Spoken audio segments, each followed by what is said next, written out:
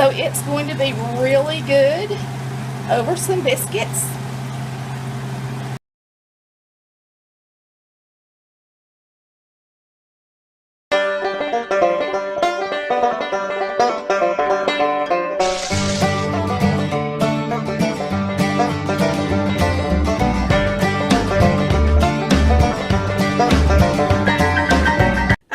I bought 2 sirloin steaks. The reason I bought sirloin steaks to do a roast is because they were actually on sale and cheaper than buying a roast. These were $4.98 a pound. So now I'm going to put some flour on them.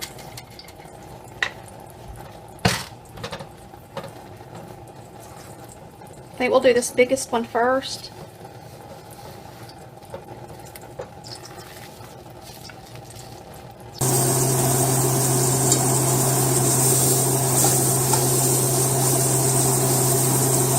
I'm going to let that other side get just a little bit browner, and then we'll put it in a crock pot, and then we'll do the next one and do the same thing.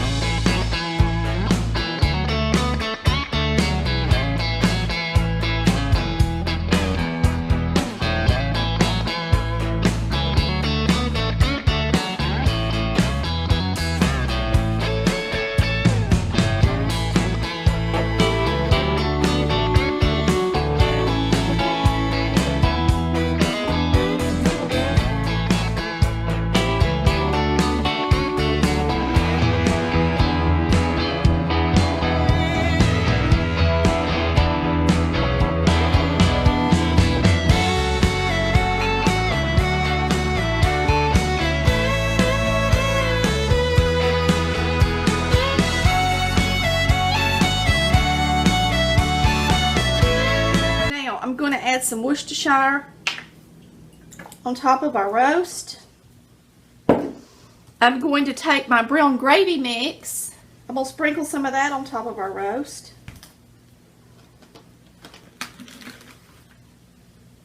Then I'm going to put all the vegetables on the top. Since this is a sirloin, I'm going to add just a little bit of butter on it.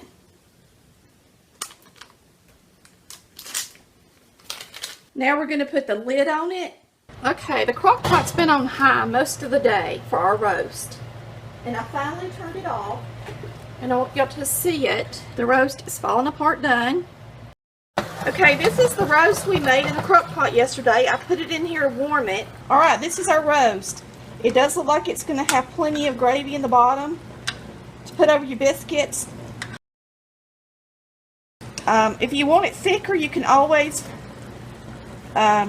thicken a gravy or anything. I'm going to show you how to do it. Grab a couple of tablespoons of flour. Bring this mixture over to your roast or whatever you're making, and you're going to pour it in. And then as it warms, it's going to get even thicker. So it's going to be really good over some biscuits.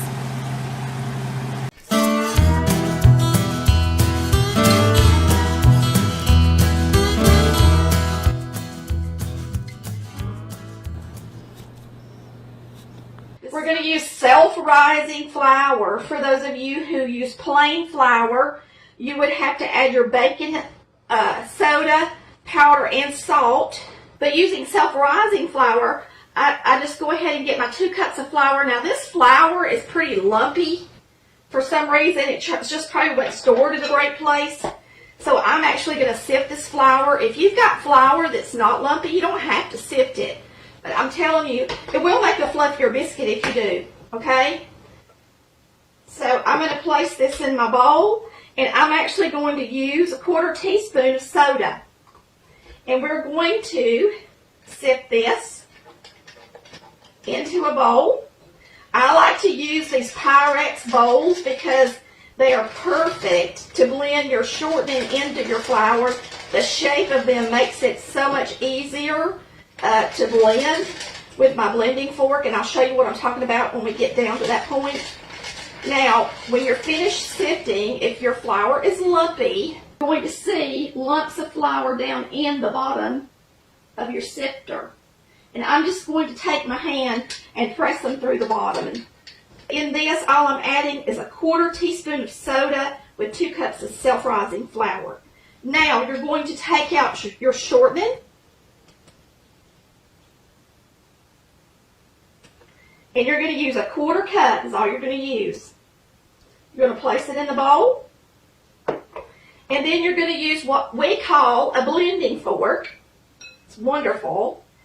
And you're going to press the flour and shortening together with your blending fork. Now, the reason I like this bowl is because when you're pressing the flour into the sides of the bowl, you can see that it's just the perfect shape for my blending fork to blend the shortening into the flour. Continue to blend the shortening into the flour by pressing it against the sides of the bowl with the blending fork. The great thing about a blending fork is it doesn't get stuck in there. It just continues to blend the shortening in. It's way better than a pastry blender. Now, for your shortening, you're just going to want it in about pea-sized pieces. So do not get it too small, and really that's enough. It doesn't take but probably about 60 seconds really to get it like you need it. Okay? So once that is done, and this is whole buttermilk. Now, if you use a thinner buttermilk, it may take a little more. You just have to use your judgment. But I put it in.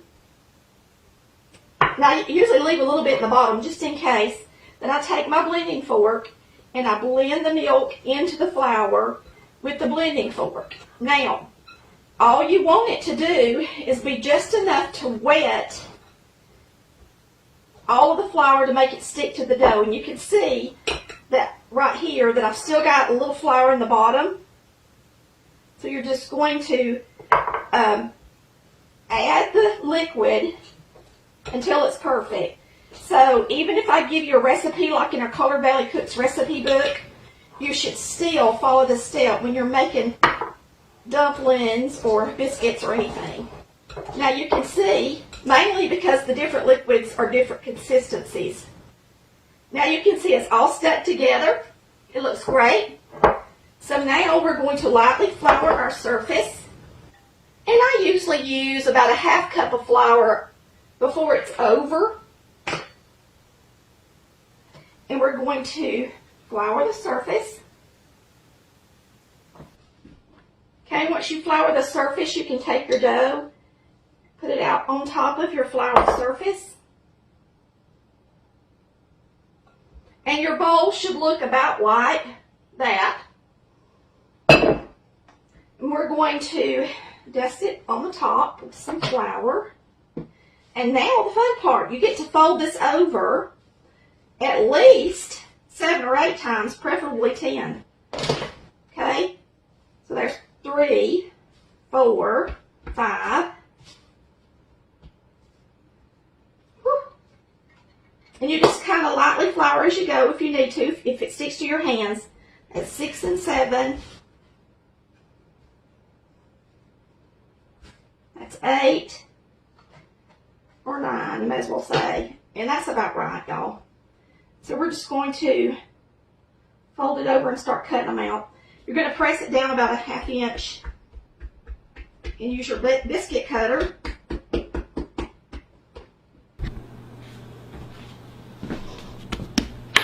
Now we're just going to cut the biscuits out.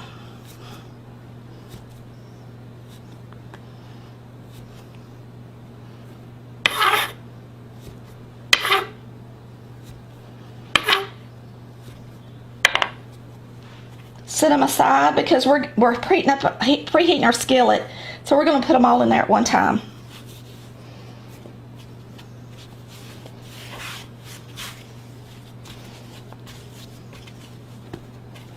And you're just going to fold it over and get it nice and flat again. Press it down. Get another couple. And then I like to take the rest of the last dough and just make a roll out of it. And you can do that by pressing your thumb underneath like that. then turning. I'm going to show you again. Make sure you got some flour on your hands. But you're going to use your thumb and go press it kind of under there and roll. If you see a place that needs to be tucked, you know, like that has a crease in it where the dough went together, you want it to be nice and pretty and flat on the top. See how pretty that is? And this is such light and fluffy dough because we did sift it. These are going to be beautiful biscuits.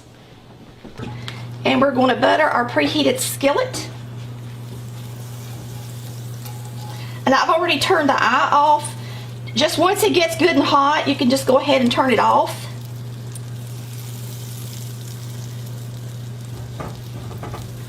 And make sure you go up the sides. Make sure you get the sides because the biscuits are going to rise and stick to the sides if you don't. Because these biscuits are going to rise up real pretty, especially since we sifted the flour. Now we're going to place our biscuits in there.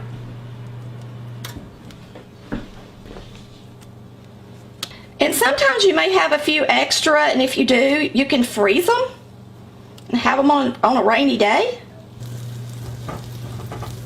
Like I've got a couple of extra, so you can actually just take your extra biscuits and put them in the freezer. You're going to bake these at 450 degrees for 20 minutes. So you can see our pretty biscuits. Now we're about to pull out some that we've already made that are coming out of the oven right now. And when they come out, they're going to look like this. So I'm going to show y'all one. Woo, it's hot. It's nice and tall and fluffy. Nice and brown on the bottom. And if you don't like them this brown on the bottom, you can just not preheat your skillet. But I like to preheat the skillet because I'm for sure going to get my biscuits done that way. Now you can just take some butter and melt it on the top of each one. And I'm going to show you how beautiful these are. We're going to have it with some, we grew up eating Golden Eagle table syrup. Okay, we're going to taste these biscuits. This is one of my favorite ways to eat one. And that is using Golden Eagle table syrup with some butter. So, let's get a biscuit ready. We're going to put it on the plate. Open it up. And you can see how light and fluffy and airy that is in there. You don't want your biscuits to be dense. And nothing makes a biscuit any better than White Lily self-rising flour and, believe it or not, shortening. This is how we eat ours. I also like them with gravy and cantaloupe. Get you some table syrup, put it on your plate. Now my husband, I'll show you how he does his. Instead of buttering it like that, he actually takes his butter and he mixes it in with his syrup. That's the way he likes to eat his. Just like that. And everybody has their favorite ways of doing stuff. We've made a video from start to finish that will really show you guys how to make the best Collard Valley biscuit ever. I actually seen somebody make biscuits today. She was making about the same amount that I just did, and she used a whole cup of shortening. And let me say this, her biscuits you might think taste good, but I'm sure they're really dense and heavy. So you don't really want your biscuits to be dense and heavy. You want them to be light and fluffy, okay? And they're also more dense and heavy when you freeze them, especially the frozen ones you can buy in the store. If you think they're good, you've forgotten how good a real homemade biscuit tastes. Bye, y'all.